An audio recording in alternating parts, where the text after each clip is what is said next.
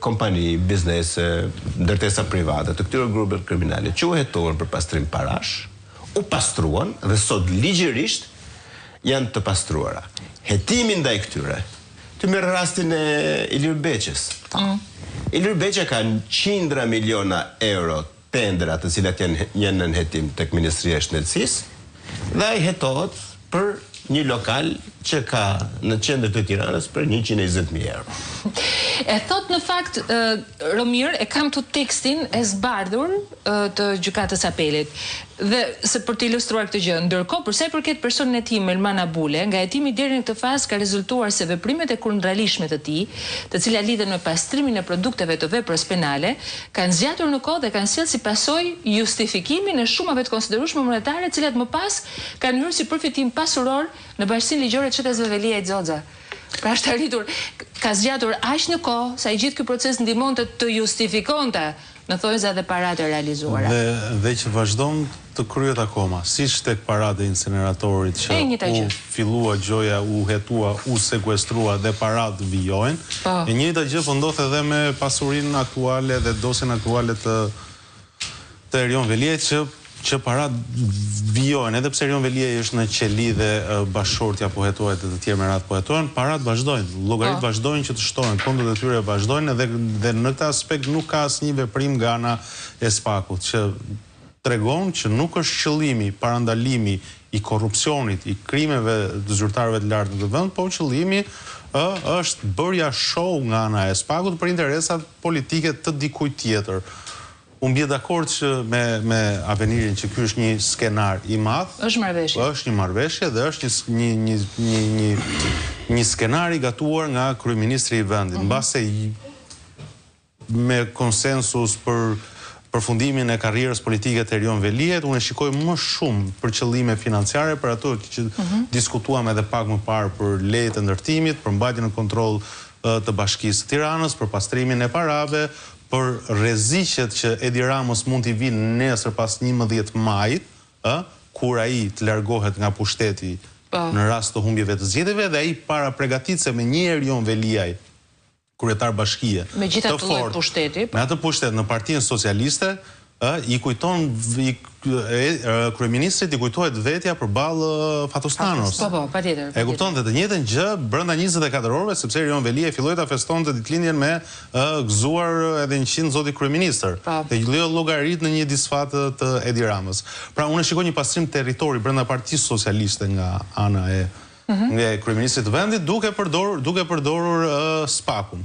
Siç SPAK-u, për mendimin tim, nuk ka bërë as edhe një gjë në këtë rast dhe madje më shumë po përdoret duke bërë atë dosje për Erion Veliaj për ta diskredituar figurën e tij publikisht. Se janë disa përgjigje tani ne si gazetar dhe opinionit publik ja japin, unë kam qenë nga kritikët edhe të Erion Veliajt për aktet e tij korruptive, por në rastin konkret ka nisur një luftë për të denigruar figurën e Erion Veliajt sesa për të dënuar krimet që ka kryer Erion Veliaj. Për shembull, më bën përshtypje. Nuk është luftë. Është skenar. Është skenar, bin dakord, këtë po them. Ajo çfarë ka ndodhur është fare thjesht. E para një është rënë dakord me dhunë apo pa dhunë, që Erion Veliaj do dali nga skena politike.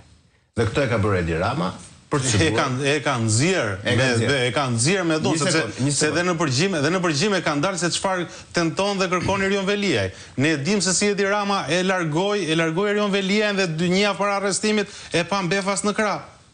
Jo, më fale, pam dhe me emërimin e Sara Goxhajt, e pesi tha? Çfarë ndodhi? Ose hiqta Sara Goxhajt tha, ose unë do të shkarkoj. Pse se shkarkon? Kishte e masakronte, jo vetëm e shkarkonte. Unë dua për ja ta mbaroj Romiri vetëm një moment. Se duhet ta mbaroj dhe gjitha bëhet për efekt elektoral, për efekt të 11 maj. Duke qenë që më gacmoi ajo pikpyetja jote, domethënë që po bëhet show i madh me SPAK-un, me taskor po fund ska asnjë gjë.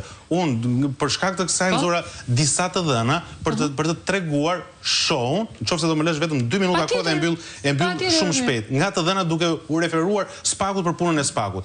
Jo show, po është përdorimi më i keq që i bëhet institucioneve drejtësisë me këtë mungesë vullneti për të luftuar krimet zgjedhore. Kam sjell të dhënat e 4 viteve. Do t'i bie shumë shkurt. S'ka gjë. Në 4 vite, nga viti 2021 deri në vitin 2025, pra deri në 2024, janë bërë në total 400 kallëzime në 4 vite, apo procedime penale për krimet zgjedhore. E di sa janë çuar deri në fund nga këto? Vetëm 16. Pra nga 400, vetëm 16. Pra kjo është tregimi i vullnetit. Marrin vitin elektoral 2021, 158 kallëzime, nga të cilat gjysmat nuk u morën fare të regjistroheshin dhe u regjistruan 82 procedime. Dhe nga këto 82 për vitin 2021 ka pasur vetëm 2 dënime. Shkojmë vitin 2022, 152 kallëzime, nga të cilat ka pasur vetëm 5 procedime, dhe nga ndër këta mos gaboj janë dhe komisionerët e vdekur të Durrësit, e kupton kjo ishte dhe në 2 raste të tjera ishin ja 2 të opozitës që kishin një 2000 lekë në xhep kur ishin në zyre elektorale, që i kapi duke korruptuar gjoja për 2000 lekë të reja. Në vitin 2023, vit elektoral, 53 kallëzime të bëra në SPAK, nga të cilat janë, gjithmonë sipas SPAK-ut, janë 8 procedime me 2 persona të arrestuar, 2 arrest shtëpi, 4 persona detyrim paraqitje. Rasti i Fredi Belerit, dhe po prap një rast tjetër i opozitës në Tiranë, i partive opozitare. Në Tiranë. Më duket i LSI-s. I LSI-s. Dhe në total, për vitin 2023 ka pasur në total që u regjistruan si procedime 32 dhe vazhdon të jetë një person në hetim. U mbartën në vitin 2024. Janë 32 dosje të mbartura në vitin 2024, nga të cilat janë në hetim vetëm 4 persona. Pra, në 400 kallëzime, janë vetëm 16 dërgime për gjykim. Pra, 4%. Një 4%. Tani, një institucion i investuar kaq shumë si SPAK-u për të luftuar krimin, korrupsionin, për të garantuar dhe demokracinë që ngrehet Task Force, ka këtë bilanç katastrofik. Nuk ka ndodhur kurrë në historinë 32 vjeçare drejtësisë ky lloj bilanci. Nuk ka pasur bilanci. E ka ngritur vetëm SPAK-u. Dhe tani ne të presim, SPAK-u po ngret Task Force-ën për tetuar, jo, këti 16, kur të bëhen 600 kallëzime, do ta bëj 20 të shifrën dhe bëhet për fjalë për raste periferike ose të opozitës. Ku është 5D-ja elektorale, s'ka ECC-ja. Janë 9 grupe kriminale të angazhuara në zgjedhje. Është e faktuar të angazhuara në zgjedhje me zë dhe me figurë. Ku zhdukën përgjimet për krimet zgjedhore të këtyre 9 grupeve kriminale të cilat thot SPAK-u, ja zgjesoi po prap SPAK-u përgjimet, se kanë ardhur transkriptet. Ku janë hetimet për këto manipulimet e mëdha, asfalti elektoral, ku janë fondet për tërmetin, për ndërtimin, jepen fushat elektorale, po jepen sot. Për mos të shkuar tek të tjera. Dje dëgjoja dhe kryetarin e KQZ-s, i cili dhe çështjen e bonusit të pensionit, se nuk e dinte, sepse vendimi është marrë përpara. Nuk e dinte.